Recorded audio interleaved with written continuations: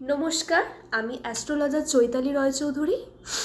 আজকে আমি আপনাদের সঙ্গে আলোচনা করব ধনু রাশি মানুষদের চরিত্র কেমন হয়। ধনু রাশি, এই রাশির অধিপতি গ্রহ হচ্ছে বৃহস্পতি। এটি অগ্নিতত্ত্বের রাশি, এটি দাত্তক প্রকৃতির রাশি,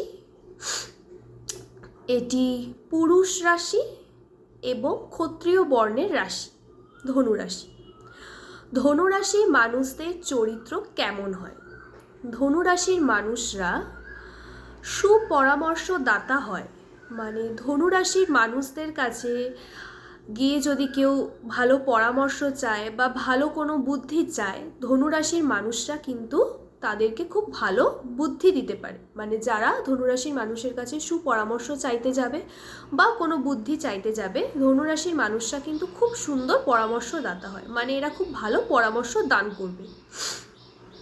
কিন্তু ধনুরাশির মানুষরা অন্যের পরামর্শ কিন্তু শুনতে পছন্দ করে না। মানে ধনুরাশির মানুষরা নিজেরা পরামর্শ দান করবেন, কিন্তু ধনুরাশির মানুষদেরকে যদি কেউ পরামর্শ দেয় বা কেউ কোনো বুদ্ধি দেয়, ধনুরাশির মানুষরা কিন্তু সেই মোতাবেক কোনো কাজ করবে না।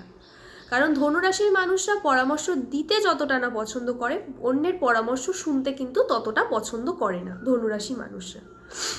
ধনুরাশির মানুষদের খুব রাগ যখন হয়, এমনিতে ধনুরাশির মানুষরা একটু চঞ্চল। ধনুরাশির মানুষরা খুব স্পষ্টবাদী। মানে এরা লোককে পরামর্শ দিলেও এরা লোকের কথাটাকে খুব একটা গুরুত্ব সহকারে নিতে চায় না, বা লোকের পরামর্শটাকে খুব একটা গুরুত্ব সহকারে গ্রহণ করে না। ধনুরাশির মানুষদের মধ্যে আরেকটা গুণ দেখা যায়, সেটা হচ্ছে ধনুরাশির মানুষরা খুব অ্যাডজাস্ট করতে পারে। মানে এরা খুব অ্যাডজাস্ট করে চলতেও পারে ধনুরাশির মানুষরা। তবে তার সাথে এরা অ্যাডজাস্ট করতে চায় যাকে এরা পছন্দ করে, বা এদের কথা মোতাবেক যেসব মানুষরা কাজ করে, বা ধনুরাশির মানুষরা যাদেরকে ভালোবাসে বা পছন্দ করে, এরা শুধু তার সঙ্গেই অ্যাডজাস্ট করতে চায় ধনুরাশির মানুষরা। ধনুরাশির মানুষদের প্রেমের দিকটাও যদি বলি, তাহলে ধনুরাশির মানুষদের যে পার্টনার হয়, তারা একটু তারা নিজেদেরকে নিয়ে থাকতে বেশি পছন্দ করে। মানে তারা খুব একটা দায়িত্ব নিতে পছন্দ করে না। ধনুরাশির মানুষদের যে পার্টনার হয়, সেই পার্টনাররা দায়িত্ব এড়িয়ে যেতে বেশি ভালোবাসে।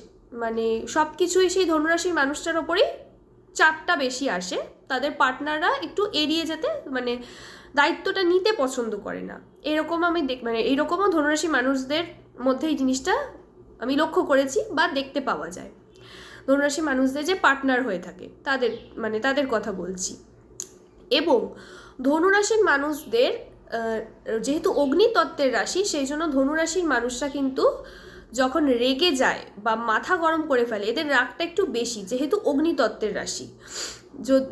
ধনুরাশির মানুষরা ধরুন রেগে গেল বা মাথা গরম করে ফেললো, সেই সময় ধনুরাশির মানুষরা কিন্তু বেফাঁস মন্তব্য করে বসে অনেক ক্ষেত্রে।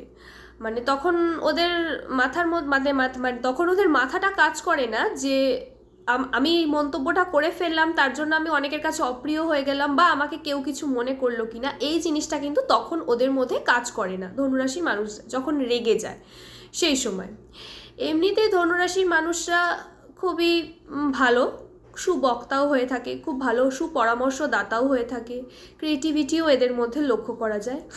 এবং এদের ক্ষত্রিয় বর্ণ যেহেতু, এবং এরা সবসময় এটা চায় যে যুক্তিতর্কের মাধ্যম দিয়ে এরা নিজেদের মতটাকে শেষ পর্যন্ত এস্টাবলিশ করবে।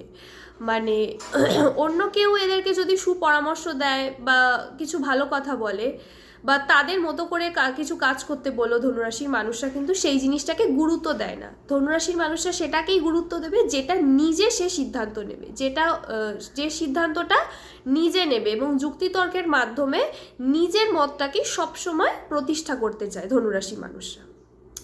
আমার এই ভিডিওটা যদি ভালো লেগে থাকে তাহলে অবশ্যই চ্যানেলটাকে সাবস্ক্রাইব করবেন, ভিডিওটাকে লাইক করবেন, শেয়ার করবেন। ভালো থাকবেন, সুস্থ থাকবেন। নমস্কার।